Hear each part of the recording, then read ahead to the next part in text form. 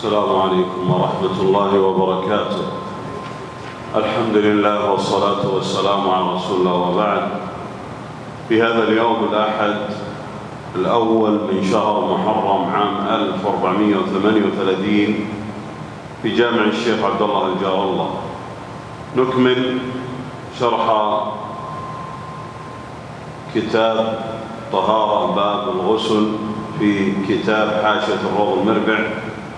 وكنا في الأسبوع الماضي تكلمنا عن ما ذكره المؤلف والشارح رحمهم الله عن الغسل الكامل، أي الغسل المسنون. وأخذنا كيف يكون. وهذا اليوم هو اليوم الأول من محرم، لأنه ثبتت بالرؤية بأن هلال محرم ثبت البارحة. فيوم السبت تاريخ كم من 1437 كم كان التاريخ؟ السبت كان بالرؤية 29 وليس 30. فلو لم يرى أو كان الشهر تاما لم يقولوا ثبتت رؤيته، إنما يقولون أتممنا الشهر. فهذا يدلنا على أن ذي الحجة أن ذي القعدة كم يوم؟ 30. وذي الحجة 29 يوما. فيكون عاشوراء متى؟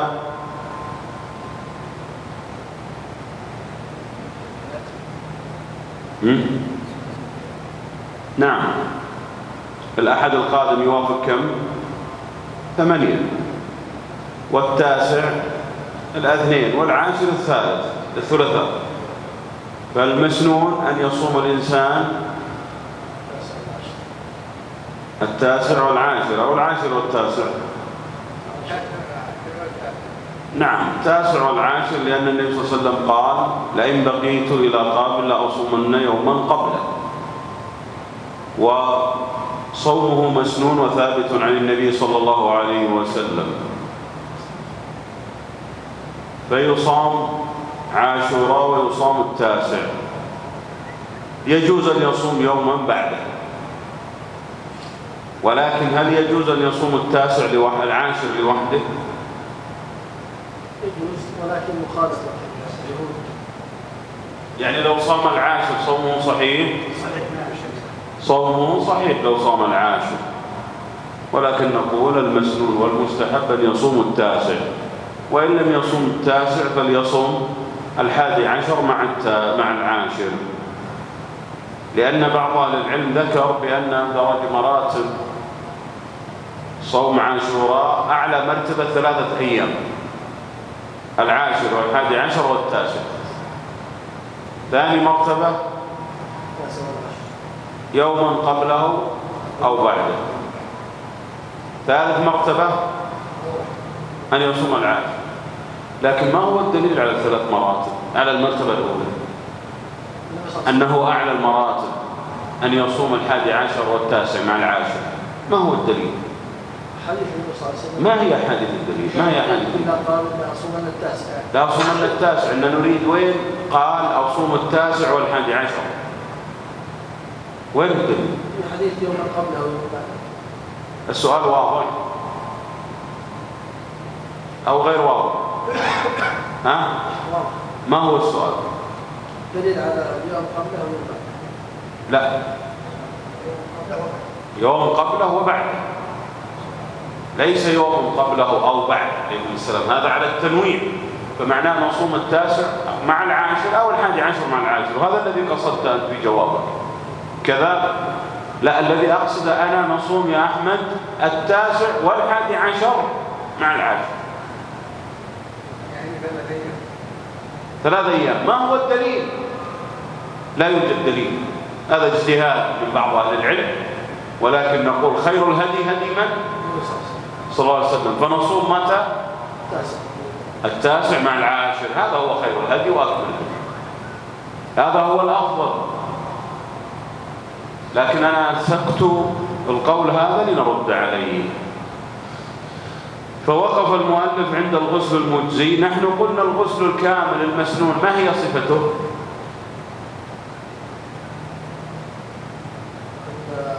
يعم الماء على جميع بدنه.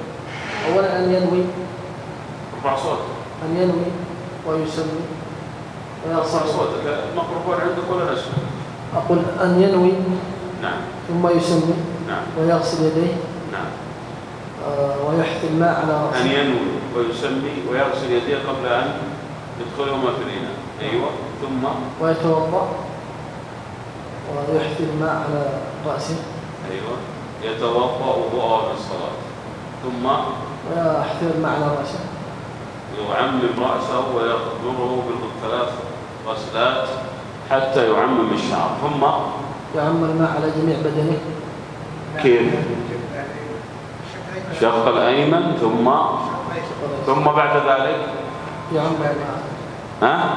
يعم الماء على جميع بدنه. إذا غسل الشق الأيمن ثم الأيسر عم الماء جسده. بعد ذلك ماذا يفعل؟ خلص من الأيسر. ماذا يفعل؟ انتهينا الآن يا إخوان. أحسنت. يغسل رجليه ولو لم يغسله لأنه غسل الجسد كاملا. قالوا يغسلها في مكان غير المكان الذي غسله. أصبح عندنا ينوي، يسمي، يغسل يديه، يتوضأ، يغسل رأسه، يغسل شقه الأيمن ثم الأيسر ثم رجليه. هذا هو الغسل إيش؟ الكامل المسنون. اليوم يقول المؤلف: الحمد لله رب العالمين، وصلى الله وسلم على نبينا محمد وعلى آله وصحبه أجمعين. اللهم اغفر لي ولشيخنا والحاضرين. آمين. قال المؤلف رحمه الله تعالى: والغسل المجزئ أي الكافي، يعني المشتمل على الواجبات فقط، الحاصل به الاستغناء به عن الغسل مرة أخرى، فيقتصر فيه على الواجبات.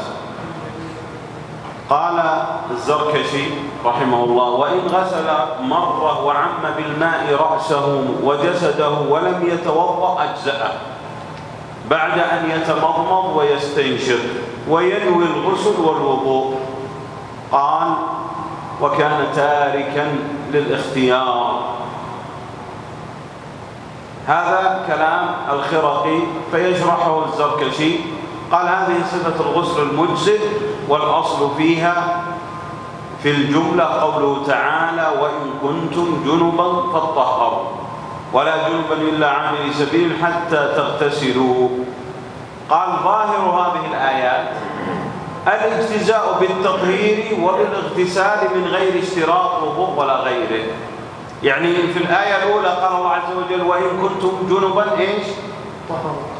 فالطهور يحصل بالغسل المسنون أو الغسل المجزئ الذي فيه تعميم للجسم مع المضمضة. وفي الآية الأخرى قال: ولا جنبا إلا عابري سبيل حتى تغتسلوا. فجاء هذا عموم يدلنا على أن الإنسان إذا عمم جسده ونوى وتمضمض ثم عمم الجسد هذا هو الغسل المجزئ. نعم.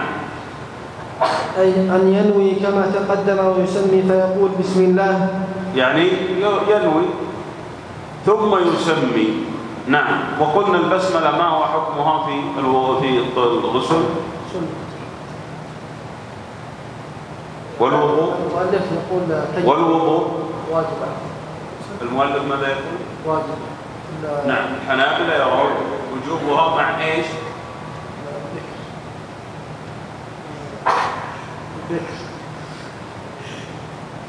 وجوبها مع ذكر. كدت أن أنطق مثل ما قلت لك. وجوبها مع الذكر وتسقط مع السهو. والصحيح بأن البسملة في الوضوء وفي الغسل سنة. نعم. ويعم بدنه. قال ابن عبد البر: إذا عم بدنه يعني بالماء فقد أدى ما عليه، وهذا إجماع، يعني أن التعميم مجمع عليه. إذا عمم فقد أجزأه. قال: إلا أنهم أجمعوا على استحباب الوضوء قبله.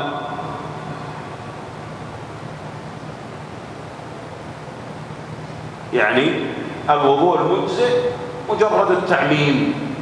قال ابن عثيمين رحمه الله: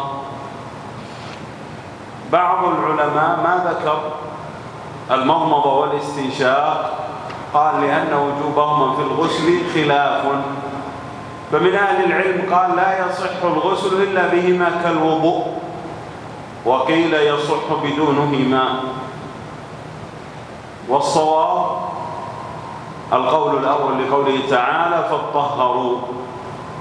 قال قوله فاطهروا هذا يشمل البدن كله، وداخل الأنف والفم من البدن أو ليس من البدن، فإذا لابد من إيش؟ ولأن النبي صلى الله عليه وسلم أمر بالمضمضة والاستنشاق متى؟ في الوضوء. ودخلت تحت قوله تعالى: فاغسلوا وجوهكم. طيب، دخلت تحت عموم هذه الآية. نعم. ويعم بدنه بالغسل مرة أي يغسل ظاهر بالغسل. ويعم بدنه بالغسل مرة أي يغسل ظاهر جميع بدنه وما في حكمه من غير ضرر كالفم والأنف. نعم. والبشرة التي تحت الشعر ولو العينين هل تغسل أو لا تغسل؟ العينان لا تغسل. نعم. قال: فيغسل البدن وما في حكمه من غير ضرر كالفم والأنف والبشرة التي تحت الشعر. نعم. ولو كثيفة وباطن الشعر. وهذا لعموم النصوص. قال المرداوي: وهذا المذهب وعليه جماهير الأصحاب، يعني الحنابلة، أنه يغسل كل البدن. نعم. وباطن الشعر وظاهره معه، يعني يغسل كل البدن وحتى البشرة التي في الشعر الكثيف في اللحية أو الرأس يغسلها. نعم. وباطن الشعر وظاهره مع مسترسله. يعني باطن الشعر مع ظاهره. باطن الشعر وينه؟ أين هو؟ داخل الشعر. ظاهر الشعر. طيب، ما هو المسترسل من الشعر؟ قال باطن الشعر مع ظاهره مع المسترسل الطويل، هذا هو المسترسل، فلا بد أن يغسله كله في الغسل. نعم. وما تحت حشفة أقلف إن أمكن شمرها أو شمرها. وما تحت حشفة أقلف إن أمكن شمرها. الأقلف ما هو؟ من الأقلف؟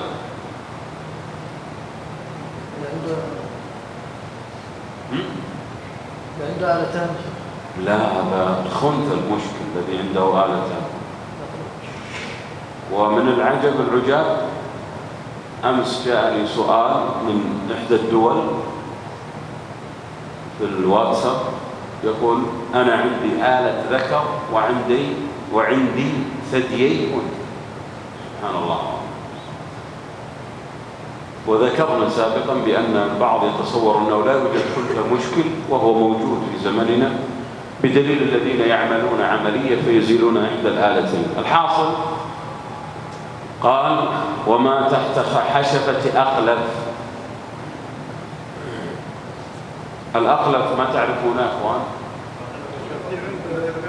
نعم، أحسنت، الذي لم يختن. فقال: وما تحت حشفة أقلف، لأنها مكان تجمع القذورات فيها من البول ولا بد أن تغسل، فلذلك وجب الختان للرجل إذا لم يخشى على نفسه تلفا. قال: إن أمكن شمرها، يعني إذا استطاع أن يمدها ويغسل هذه القلبة. نعم. ويرتفع حدث قبل زوال حكم خبث، يعني يرتفع حدث أكبر وأصغر من جنابة وحيض إذا اغتسل بهذا الغسل المجزئ قبل زوال الحكم بطهارة نجاسة على البدن. يعني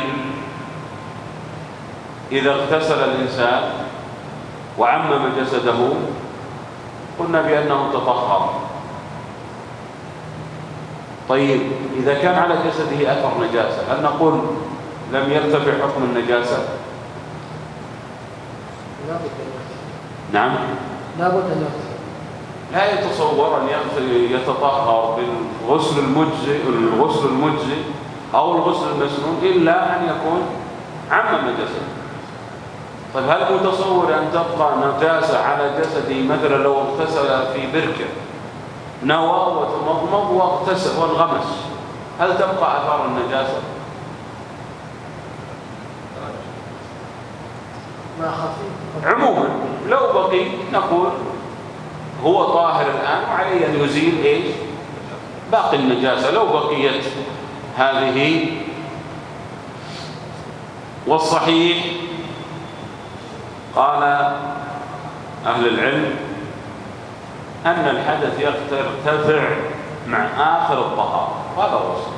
يعني أن الحدث لا يبقى، أن النجاسة لا يبقى لها أثر، كما أن الحدث لا يبقى له أثر إذا انتهى من الغسل، إلا إذا تحققنا وجود شيء من النجاسة قلنا ما زال فليزل ذلك.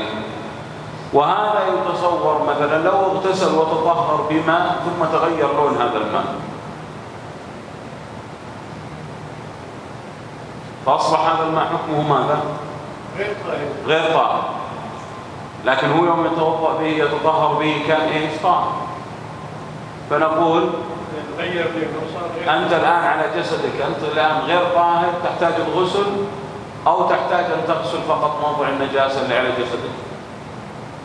تصورت ولا ما تصورت؟ يغسل بماء. إذا خرج شيء من البركة أو من الماء وعليه جنابة، بقي شيء من الجنابة النجاسة، يرجع يغسل مرة ثانية. الآن رجل جاء بماء طاهر وعليه جنابة وعلى جسده بقايا من غائط،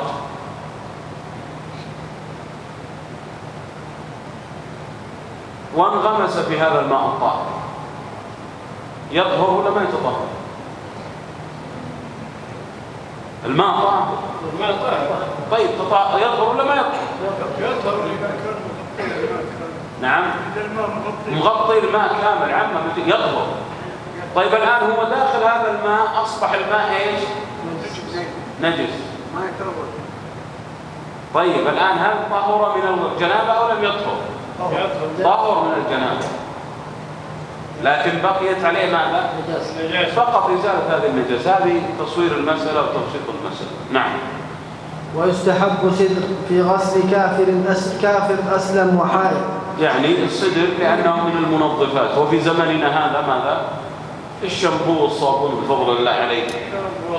نعم، فيستحبون الماء السدر في الماء لأنه ينظف، ولأمر النبي صلى الله عليه وسلم قيس بن عاصم يغتسل به، صححه الألباني، أمره أن يغتسل بماء وسدر. وأيضا يستحب في غسل الحائض بأمره صلى الله عليه وسلم عائشة وأسماء في ذلك، رواه مسلم. ولكن لو استخدمت المرأة من المنظفات غير ذلك فهو صحيح ومجزئ. نعم. وأخذها مسكا تجعله في قطمة ونحوها، يعني ترفعه في قطن ولا في خرقة وما يمسك به وتجعله. نعم كمل. وتجعلها في فرجها بعد غسلها. يا شباب انتوا بتسولفون، تريدون السواليف اخرجوا من المسجد. انتوا اللي جالسين جنب بعض الاثنين.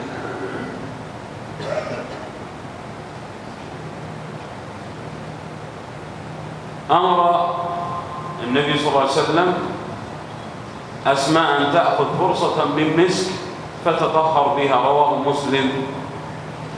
فالمسك يطيب المحل يجعل رائحته طيبة، يعني أنها تزيد في التطيب والتنظف.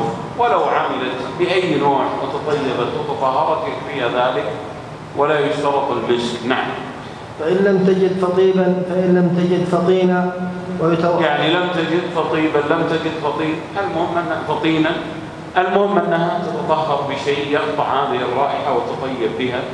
والحمد لله في هذا الزمن وجد لدينا هذه المنظفات. نعم.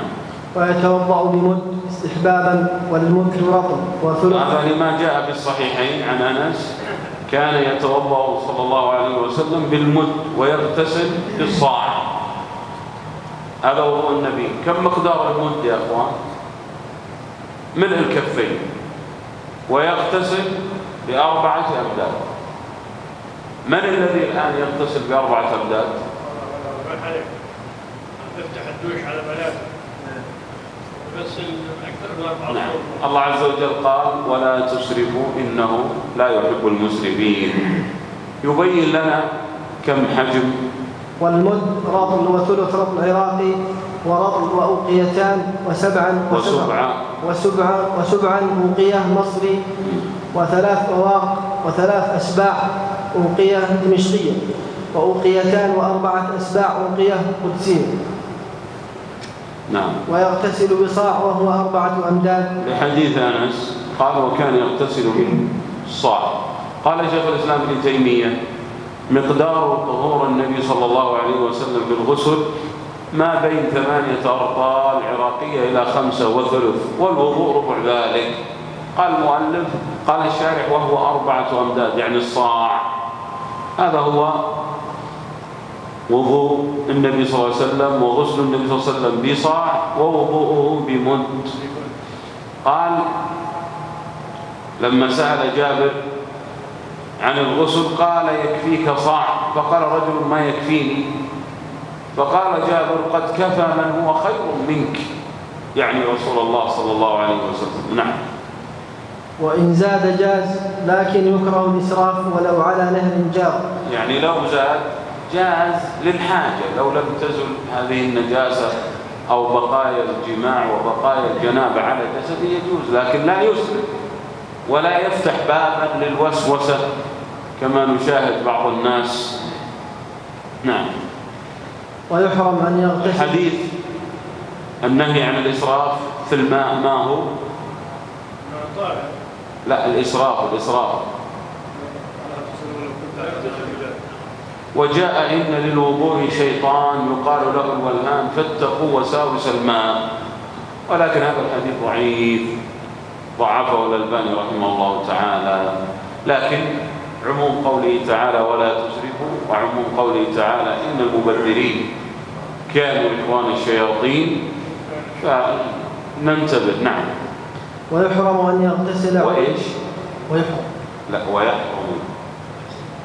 ويحرم أن يغتسل عريانا بين الناس، لحديث النبي صلى الله عليه وسلم أنه رأى رجلا يغتسل بالبراز فصعد المنبر، يعني برز للناس أمام الناس، فصعد النبي صلى الله عليه وسلم المنبر فقال إن الله حيي يحب الحياء والستر، فإذا اغتسل أحدكم فليستتر. رواه النسائي وأبو داود ورجال صحيح، وصححه الألباني. وعن ابن عباس قال فإن قوله فالله أحق أن يستحيا منه هو دليل ونص في المسألة، بل ويحرم الإنسان أن يخرج عورته أمام غير زوجته. نعم.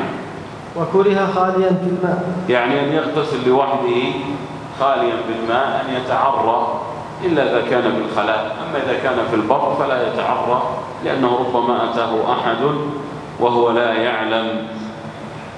فإن أسبغ بأقل مما ذكر في الوضوء أو الغسل أجزاء. يعني لو توضأ بأقل من مد أو اغتسل بأقل من صاع يجزي ذلك ويصح. أهم شيء أن يكون أسبغ غسله ووضوءه. نعم. والإسباغ تعميم العضو بالماء بحيث يجري عليه ولا يكون مسحا. نعم. يقول والإسباغ يوضح ما هو الإسباغ في الوضوء والغسل. قال تعميم العضو بالماء بحيث يجري عليه ولا يكون مسحا. فالإسباغ ليس مجرد أن تمسح بيدك، لا بد أن يجري الماء على الجسد جريا. نعم. أو نوى بغسله الحدثين أو الحدث وأطلق. نعم. أي نوى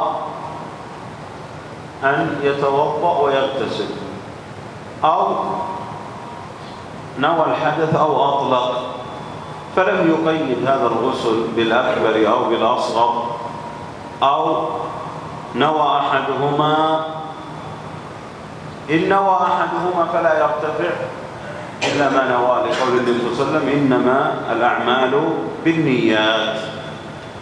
والصحيح أنه إذا نوى الغسل الأكبر دخل فيه الوضوء فأجزأه ذلك وصح، يكفيه نية الحدث الأكبر، لكن لا بد من نية للغسل والوضوء. لماذا؟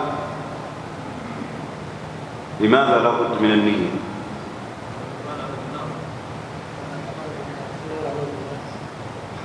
ما سمعت الجواب. طيب لماذا نية؟ لماذا ينوي؟ أحسنت، لأن شرط، لأن النية شرط. العبادات لا تصح إلا بإيش؟ بنية. إنما الأعمال بالنيات، حديث متفق عليه. نعم. أو الصلاة ونحوها مما يحتاج لوضوء وغسل أجزأ عن الحدثين ولم، لأن هذا يدخل، فلو نوى أن يصلي لا شك أنه ناوي لرفع الجنابة فيجزئ ذلك، لأن الله عز وجل قال فطهروا وقال حتى تغتسلوا. فإذا نوى أن يصلي فهذه النية يدخل فيها رفع الحدث الأكبر. قال ابن عبد البر بهذا يكون أدى ما عليه لقوله تعالى وإن كنتم جنبا فطهروا. قال وهو إجماع لا خلاف فيه، يعني إذا نوى الصلاة أجزأه ذلك بنية الحدث. وهذا رد على الموسوسين الذين فتحوا على أنفسهم أبوابا للشيطان فزادوا في العبادة ما ليس منها. نعم. ولم يلزمه ترتيب ولا موالاة، يعني لم يلزمه ترتيب ولا موالاة في الأعضاء الوضوء لأنه سيغتسل. نعم. ويسن للجنب ولو أنثى وحائض ونفساء انقطع دمها غسل فرجه لإزالة ما عليه. الجنب والحائض إذا انقطع الحيض عنها، والجنب إذا أراد أن ينام أو يغتسل فلا بد من غسل الفرج لإزالة ما علق به من بقايا النجاسات الحيض أو بقايا الجماع. نعم. والوضوء لأكل وشرب لقول عائشة رضي الله عنها رخص رسول الله صلى الله عليه وسلم للجنب إذا أراد أن يأكل ويشرب أن يتوضأ وضوءه للصلاة، رواه أحمد بإسناد صحيح. ونوم لقول عائشة. ولفظ أحمد إذا كان جنبا فأراد أن يأكل وينام توضأ، رواه مسلم. ولأحمد وأبي داود والترمذي صححه من حديث عمار رخص للجنوب إذا أراد أن يأكل أو يشرب أو ينام أن يتوضأ وضوءه للصلاة.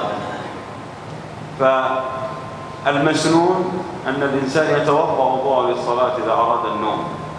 وأما غسل الفرج فلا بد منه ليتنظف الإنسان ثم ينام. نعم.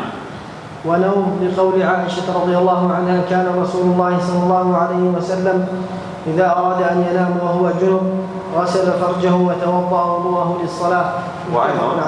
وأيضا جاء من حديث ابن عمر في الصحيحين قال أيرقد أحدنا وهو جنب؟ قال نعم إذا توضأ فليرقد.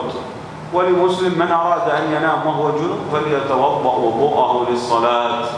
وجاءت أحاديث كثيرة في ذلك. قال شيخ الإسلام ابن تيمية يستحب الوضوء عند النوم لكل أحد، فإن النبي صلى الله عليه وسلم قال إذا أخذت مضجعك فتوضأ وضوءك للصلاة ثم قل اللهم إني أسلمت نفسي إليك. الحديث يعني أن الوضوء مسنون للجنوب وللحائض ولغيرهم، حتى الذي ليس عليه شيء يسن له أن يتوضأ. نعم.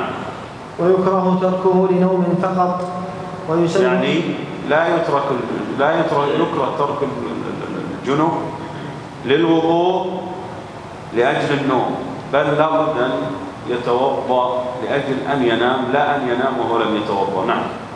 ويسن أيضا غسل فرجه ووضوءه أو وضوءه لمعاودة وضع. وإذا أراد أن يجامع ثاني مرة يسن له أن يتوضأ. قالوا صلى الله عليه وسلم إذا أتى أحدكم أهله ثم أراد أن يعاود فليتوضأ بينهما وضوءا للصلاة، رواه مسلم وغيره. نعم. لحديث إذا أتى أحدكم أهله ثم أراد أن يعاود فليتوضأ بينهما وضوءا، رواه مسلم وغيره. وزاد الحاكم فإنه أنشط للعود والغسل أفضل. وكره الإمام أحمد بناء الحمام وبيعه وإجارته وقال كره الإمام أحمد بناء الحمام وبيعه وإجارته وقال من بنى حماما للنساء ليس بعدل. يعني الحمامات أول كانوا يجتمعون فيها، ليست كحمامات في هذا الزمن كل بيت في حمام، كانوا يجتمعون يخرجون ويغتسلون فيها ويفعلون فيها ما يشاءون من نظافات، فيحدث فيها من كشف بعض العورات، فلذلك قال كره الإمام أحمد. أما حمامات هذا الزمن دورات المياه هي في بيوت الناس فضل على الله عز وجل ومنه، فلذلك كانوا ينهون المرأة أن تخرج لهذه الحمامات. نعم. وللرجل دخوله بسترة مع أمن الوقوع في محرم. نعم، منع منه النساء في الحمامات السابقة، وللرجل دخوله إذا أمن من كشف عورته. ولكن هل يوجد في هذا الزمن ما يشابه هذه الحمامات؟ لا يوجد الأندية، تذهب النساء للأندية وتتمرن للأندية، وهذا باب فيه من الشرور يجب على المسلمات أن يتقين الله عز وجل وأن يحفظن عوراتهن وألا يكشفن أجسادهن لأحد. نعم. ويحرم على المرأة بلا عذر. ويحرم على المرأة بلا عذر يعني الدخول في هذه الحمامات التي فيها اختلاط وكشف للعورات، وبالله التوفيق. الله أعلم وحكم، صلى الله على نبينا محمد وعلى آله وصحبه وسلم.